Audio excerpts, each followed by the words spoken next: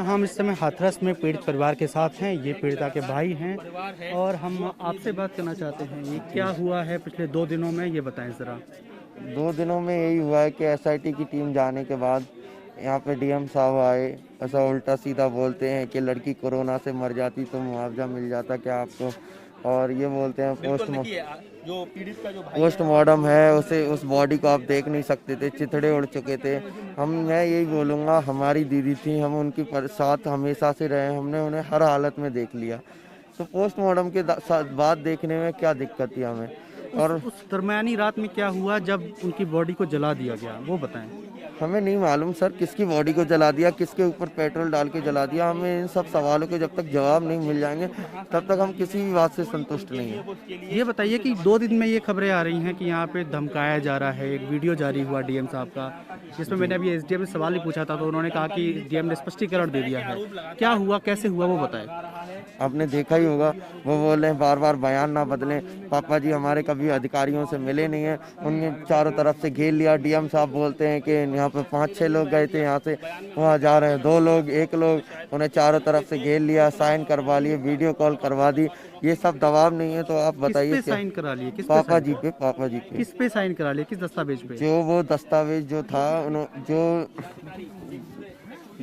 मुआवजे वगैरह की सरकारी नौकरी जो था उस पर साइन करवा लिए, और इन लोगों को बोल दिया, इन्हें पापा को बोल दिया कि घर पे जाके बोल दो मीडिया वाले चले जाएं यहाँ से, हाथ जोड़ के सबके आगे। और मतलब हमारा साथ काफ़ी दिया है इन लोगों ने, तो उन्हें हाथ जोड़ के बोल दो यहाँ से चले जाएं।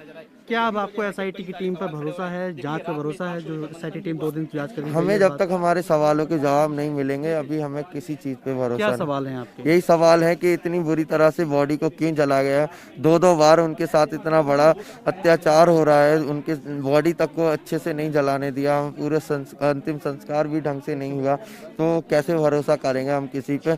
हमें जब तक इन सवालों के जो जवाब दे देगा उसके बाद हम बताएंगे कितना भरोसा है कितना नहीं। आर्टिकल 21 के तहत डिसेंट क्रिमेशन का अधिकार है, लेकिन जैसे ये बता रहे हैं कि इनकी बहन की पार्थिव शरीर को उनके रीति रिवाजों से नहीं जलाया गया। क्या आप लगता है आपको कि रीति रिवाजों के साथ उनका दाह संस्कार किया गया? पेट्रोल डाल के छिड़का गया, ये कौन सी रीति है।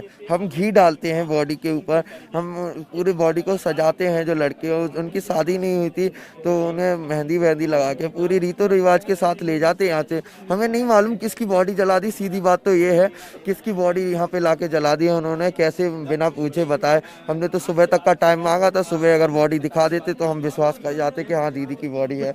और इस तरीके से उन्होंने जो बदसलूकी से जलाई है, और ये बोल रहे हैं कि लड़की कोरोना से मर जाती तो मुआवजा मिल जाता क्या। और मैंने बोला था कि ये सब अपशब्द हैं, आप डीएम साहब हैं, आप एसपी साहब हैं, अपने मुंह से ये सब नहीं बोलेंगे। तो उन्होंने बोला ये कोई अपशब्द नहीं है, हम आपको नसीहत दे रहे हैं, बता रहे हैं आपको। एक तरीके से अगर ऐसा होता तो मतलब कोरोना से मरने में और इतनी बुरी तरह से दशा करने में बहुत ज़्यादा अंतर है। मैंने यही सब बोला उनके आगे। एक चीज़ ये बताएं, उस दिन रात को जब उनकी बॉडी आई तो एक पुलिसकर्मी यहाँ खड़ा होकर ये कह रहा था कि कुछ गलती आपकी भी है, आप भी स्वीकार कर लिए। तो क्या कहने की कोशिश कर रहा था वो?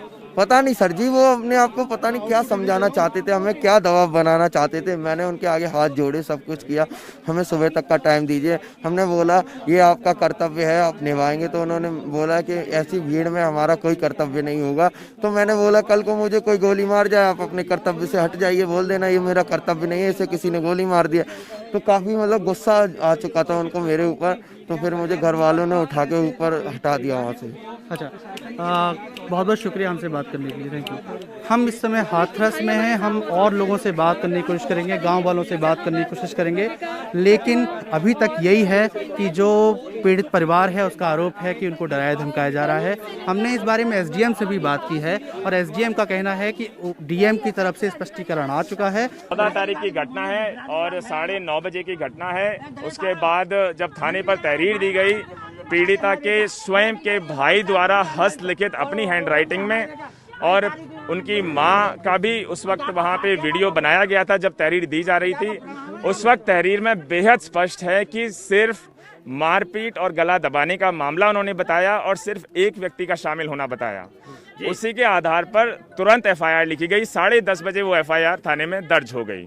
शाम को दबिश दी गई और जिस एक व्यक्ति का नाम बताया गया अगले दिन वह व्यक्ति अरेस्ट भी कर लिया गया। तुरंत कार्रवाई हुई।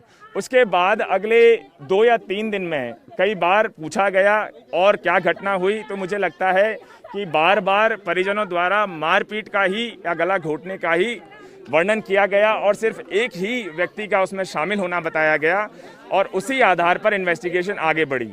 फिर जब 161 के बयान किए गए सीईओ और उनके काउंटर पार्ट द्वारा, तब फिर उसमें रेप के बारे में या सेक्सुअल असॉल्ट के बारे में मेंशन किया गया पीड़िता द्वारा और उसके बाद 3 और नाम उनके द्वारा बताए गए। तो इमीडिएटली उसी आधार पे रेप की धारा जो 376D होती है वह बढ़ाई गई और साथ ही साथ बाकी 3 लोगों का नाम भी उस एफआईआर में जोड़ा गया और उसी क्रम में उसी शाम को दबिश दी गई और अगले दिन जो नए 3 नाम थे 2 को तुरंत अरेस्ट कर लिया गया। जो चौथा लास्ट नाम था उसको अरेस्ट करने में 2 या 3 दिन लग गए थे। उसका कारण था क्योंकि जैसे ही उसको पता चला वो लगातार भाग रहा था और उसकी अलग अलग लोकेशंस हमको मिल रही थी, लेकिन उसको भी हमने अगले 2 या 3 दिन में अरेस्ट कर लिया। आज की तारीख में 376D धारा लगी हुई है जो कि रेप की धारा है और चारों अभियुक्त अरेस्टेड हैं और जैसा कि शासन कह चुका है पूरे मामले को एसआईटी द्वारा इन्वेस्टिगेट किया जा रहा है और फास्ट ट्रैक कोर्ट में इस मामले को ले जाने की शासन की मंशा है ताकि निष्पक्ष रूप से त्वरित न्याय इस पूरे प्रकरण का पर्दाफाश हो सके और जो सही है वह तथ्य निकलकर सामने आ सके। आपने ये सीक्वेंस बताया था, एक चीज़ ये बताइए कि मेडिकल टेस्ट में कितनी देरी हुई, कितना समय लगा? इस बारे में मैं कुछ नहीं कह पाऊंगा क्योंकि एज ए एसडीएम क्रिमिनल मामलों में मेरा इन्वॉल्वमेंट नहीं होता है। मेरा जॉब सिर्फ लॉ एंड ऑर्डर मेंटेन करना है जो कि मैं लगातार यहाँ पिछले 5 दिन से बना रहकर स्वयं इंश्योर कर रहा हूँ। बाकी that is a matter of investigation, उसमें सारी चीज़ें निकल के आ जाएंगी। मुझे लगता है कप्तान साहब आईजी साहब ने भी आधिकारिक प्रेस विज्ञप्ति जारी की है जिसमें सारी बातों को उन्होंने क्रोनोलॉजिकल ऑर्डर में आप लोगों को साझा की है, समझाया है। प्रशांत जी ने जब बोल दिया कि रेप नहीं है तो फिर धारा क्यों लगी हुई है? ये आप मुझसे ना पूछें तो उचित होगा क्योंकि जैसा मैंने कहा क्रिमिनल मैटर है, इसमें एसडीएम का इन्वॉल्वमेंट क्रिमिनल मैटर्स में नहीं होता है। मेरा इन्वॉल्वमेंट सिर्फ लॉ एंड ऑर्डर मेंटेन करना है and that is what I am doing here. प्रशासन की ओर से डराने धमकाने की कोशिश हो रही है। प्रशासन क्यों डराएगा धमकाएगा? प्रशासन जब देखिए वीडियोस कोई किसी का भी बना सकता है, एलिगेशन कोई किसी का भी लगा सकता है। क्या वो वीडियो झूठे हैं जो डीएम साहब का वीडियो जारी हुआ है? देखिए डीएम साहब का जो वीडियो जारी हुआ है वो आउट ऑफ कॉन्टेक्स्ट है। उसके बाद डीएम साहब ने ऑफिशियली उसका क्लैरिफिकेशन जारी किया है। सो मेरा आपसे रिक्वेस्ट है कि जो ऑफिशियल क्लैरिफिकेशन है आप प्लीज उसका संज्ञान लेके उसी हिसाब से अपनी कार्रवाई। देखिए, जब ये शव लाया गया था लगभग 12:40-45 पे, तब मेरी इनके जो बेटे हैं उनसे बात हुई थी और उन्होंने सहमति दी थी कि रात को अंतिम संस्कार कर दिया जाए। उसके बाद जब यहाँ पर आया तो जो शव वाहन था उसके आगे लगभग 4-5 महिलाएं लेट गई थी और मैं तुरंत से, क्योंकि मैं यहीं पे था 200-300 मीटर की दूरी पे, मैं तुरंत